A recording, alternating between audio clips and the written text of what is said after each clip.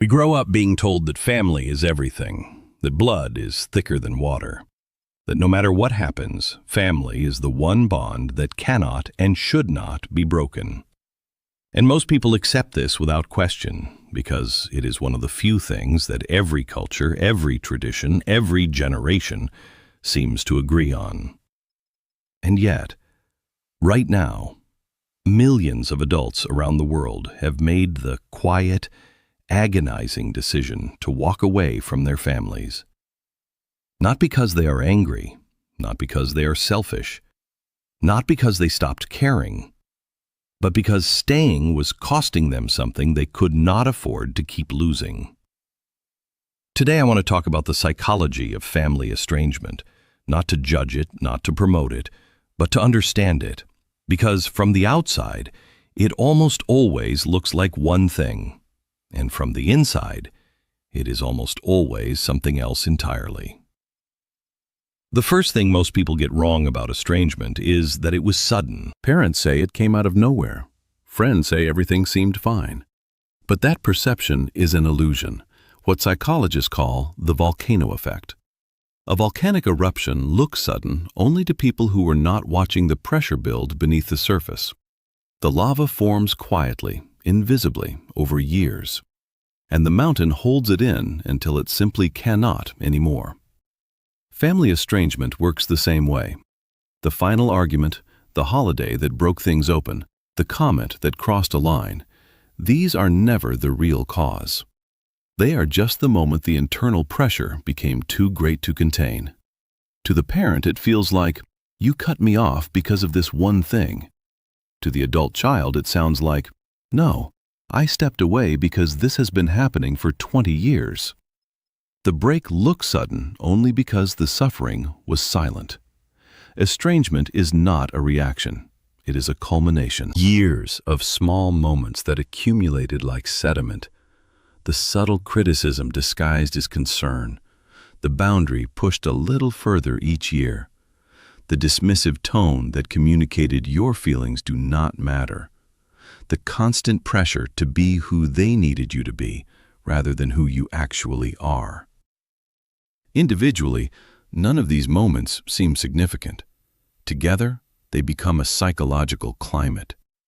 And over time, the body starts responding before the mind does. You tense before the phone rings. You rehearse conversations before family gatherings.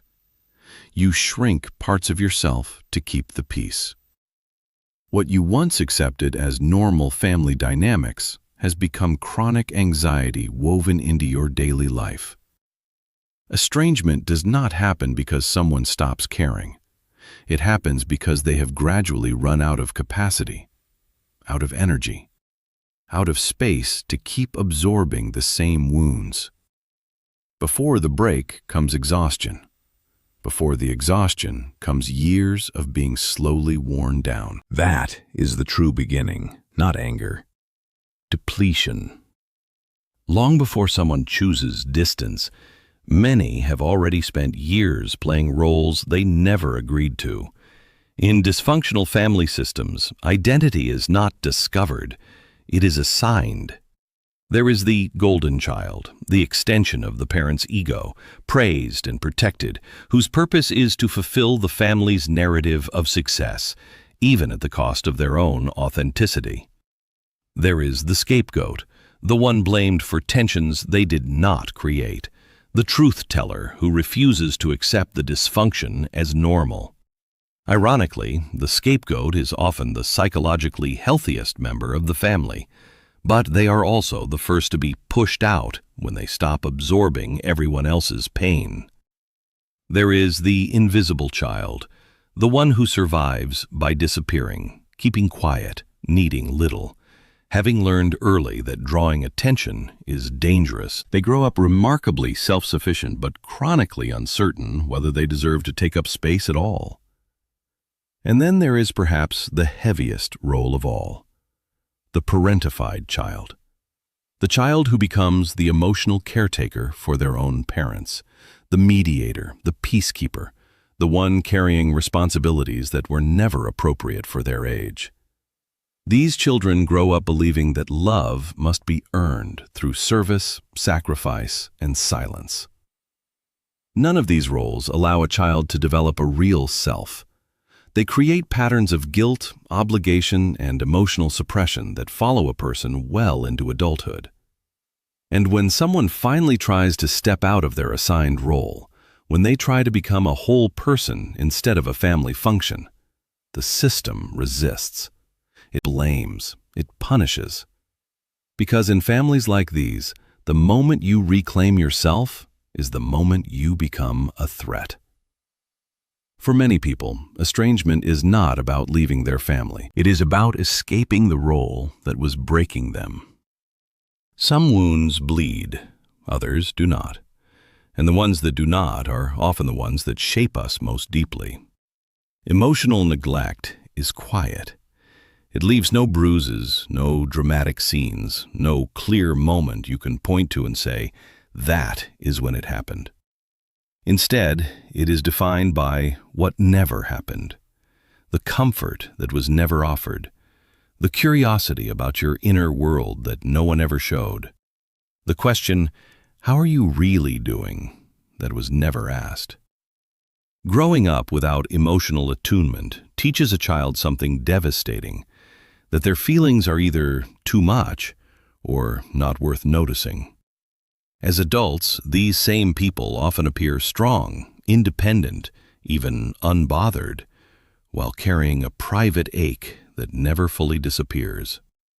Think of it as an empty well. You keep going back, hoping that this time it will be different. Maybe this time they will listen. Maybe this time they will ask how you really are. Maybe this time they will meet you where you are. But every visit ends the same way. A dry bucket, a hollow chest, a familiar disappointment.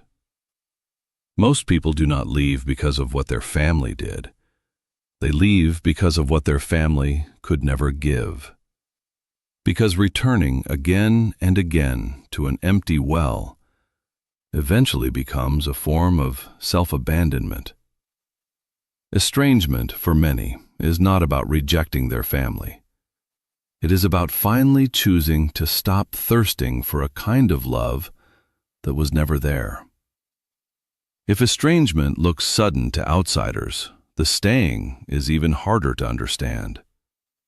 Why do people endure years, sometimes decades of this before stepping away? The answer lies in two powerful psychological forces: trauma bonding and the hope cycle.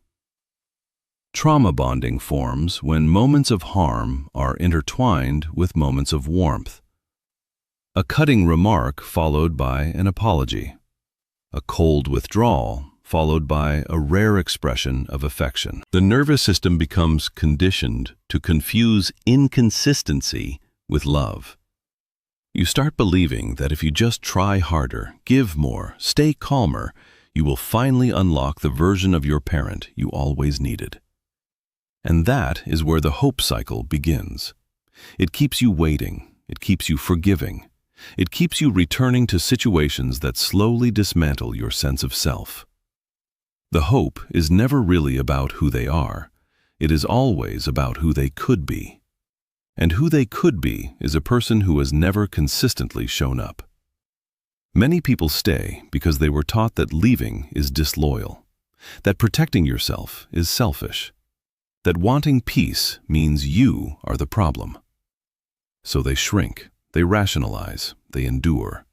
They wait for the breakthrough that never comes.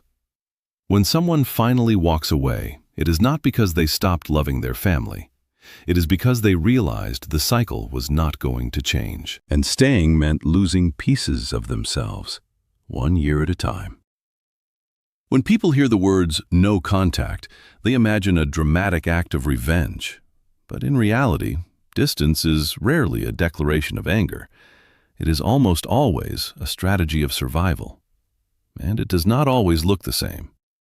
Some choose low contact, fewer calls, shorter visits, surface-level conversations. A way of saying, I still care, but I cannot give you the same access to my inner life anymore. Others use what therapists call the gray rock method, becoming neutral and unreactive, because reacting is exactly what fuels the old patterns. Gray rock is not coldness, it is self-protection. And then, after years of trying everything else, some choose no contact.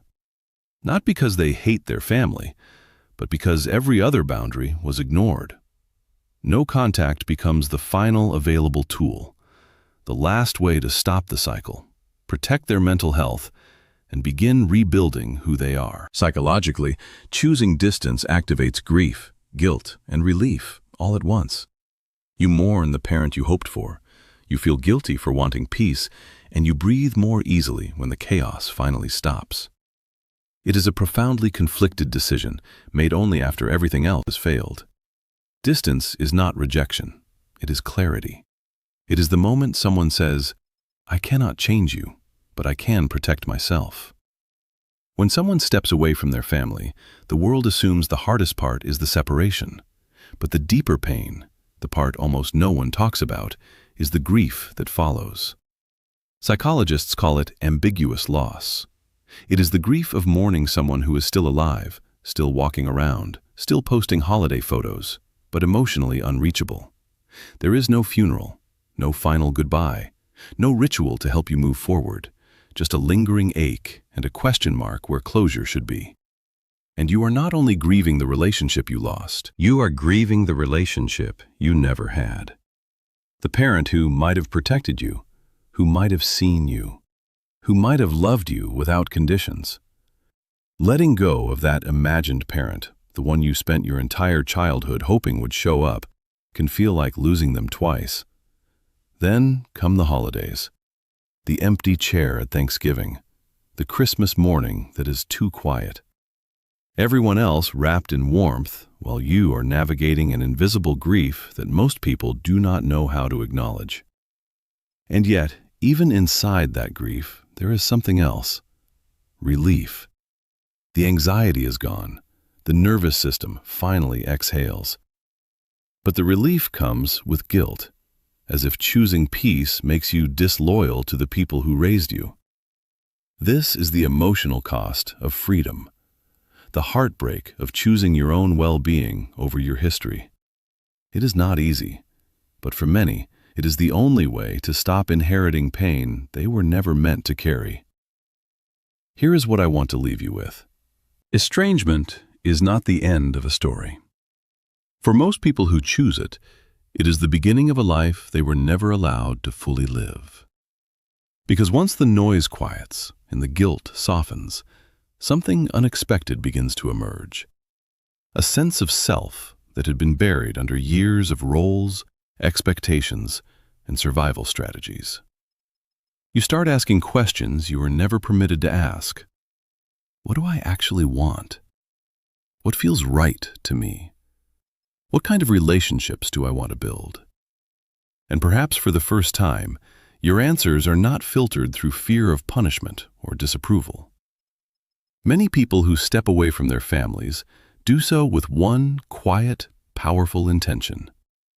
This ends with me. They refuse to pass on the cycle. They begin to offer themselves, and eventually their own children, something they never received. Safety, consistency, love without conditions. And along the way, they discover what some call a chosen family. A partner who genuinely listens, friends who feel like home. Connections built not on obligation or DNA, but on mutual respect, warmth, and honest care. People who choose them freely, every day. Walking away from the family you were born into does not make you heartless. It means you stopped walking back into the fire just because someone told you that fire was home. It means you chose peace over chaos, healing over history. And that choice, however painful, is one of the most courageous things a person can make. Leave a comment below. Has this touched something in your own experience? You are not alone in it. Thank you for watching. Subscribe if this resonated, and I will see you in the next one.